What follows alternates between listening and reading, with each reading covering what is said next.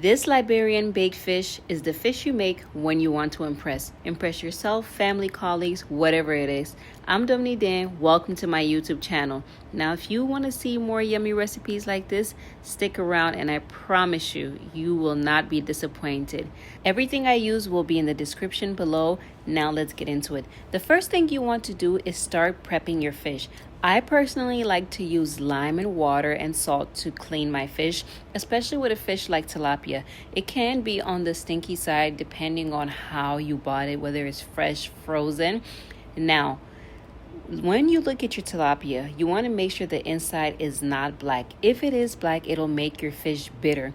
So make sure you clean it thoroughly and these parts are not black. That is very important. If it's black, it's going to ruin your fish. After everything is clean, the next thing you want to do is make sure the fish is completely dry. There is no lingering water. I have noticed that when I season fish with leftover waters around, it does affect how the fish season. This is what I'm talking about. So make sure it is completely dry. Now in our prep work, the next thing you want to do is cut up your fish. I am cutting up the fish because I want the seasons to enter every part of this fish. Now cut it up on both sides, whether it's lines on the sides, whether it's zigzag, whatever it is you want to make your slices.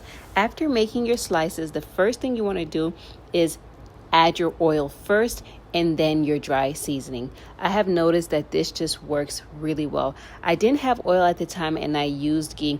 I'm adding this instruction in because I want to show you the mistake that I made. When I used the ghee, the seasoning just didn't stick well together. It did not work out, so don't use ghee. The ghee gave it this dry texture that you're seeing in the video, so I had to go in with olive oil to give it a silky, nice texture so it can stick together well.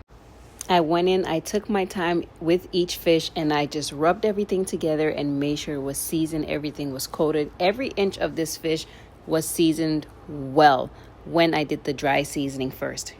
Here's what the fish should have looked like, but here's what it looks like now. The star of the show is the wet ingredients.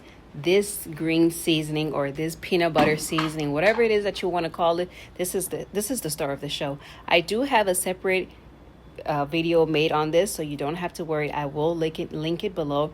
Now after you've done all your prep work, dry seasoning, you're going to go in with your wet seasoning. After an hour of sitting by itself, I added the wet seasoning on top and I mixed it again. I am very particular. I like to take my time because I do like a good, flavorful, well seasoned protein fish, chicken, whatever the case may be. Here is what it looks like after seasoning. It was well seasoned, well flavored. I wish you could smell this through the screen, but you just have to just trust me when I say it was absolutely amazing. There was nothing missing in this fish recipe. If you tried, you are going to like it. Well, I hope you like it, but I think you will. If you don't want your fish to stick, use parchment paper. I used to use aluminum foil, but I would notice sometimes it would stick even if I did make a bed. But with parchment paper, you eliminate that issue. And adding my fish to the baking pan, I didn't have to do anything to it. I didn't have to add any oil to avoid it sticking. Just add it to your parchment paper and your baking pan. Put it in the oven to bake. I did 400 for 30 minutes or 30 to 45 minutes. But depending on the kind of fish that you are using and how much you are using, I would just gauge it. I'm not the best at giving how long it took. I just used my eyes. And before I put it in, I stuffed it.